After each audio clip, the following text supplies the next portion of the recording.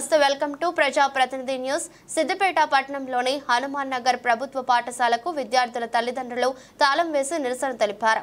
ఇద్దరు టీచర్లే ఉన్నారని ఇంకా కొంతమంది టీచర్లు కావాలని విద్యార్థి తల్లిదండ్రులు ఆవేదన వ్యక్తం చేశారు. పాఠశాలలో 5 మంది ఉపాధ్యాయులకు 2 ఉపాధ్యాయులు ఉన్నారని దీంతో పిల్లల స్టడీ సరిగ్గా జరగడం లేదని తల్లిదండ్రులు తెలిపారు. ప్రభుత్వం వెంటనే స్పందించి ఉపాధ్యాయులను నియమించాలని కోరుకున్నారు. 2 months అయింది మాకు టీచర్లు కావాలి. 2 members టీచర్సే ఉన్నారు. 5-6 members ఉన్నాయి కదా. మా పిల్లలకు స్టడీ సరిగా జరగట్లేదు.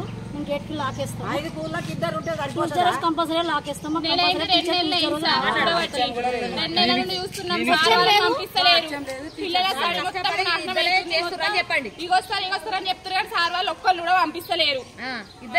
ఎంపీపీఎస్ హనుమాన్ నగర్ జీపీ స్కూల్లో ప్రధానోపాధ్యాయురాలు మరియు టీచర్లు ఇంకా 2 లేరు. దానికి సంబంధించి మేము ఇక్కడ సమస్య ఎదుర్కొంటున్నాం పిల్లలతో పాటు.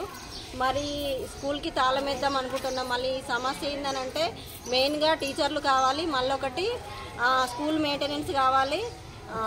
హెచ్ఎం మేడం ఖచ్చితంగా రావాలి, మా స్కూల్కి ఉండాలి మా పిల్లల తరఫున.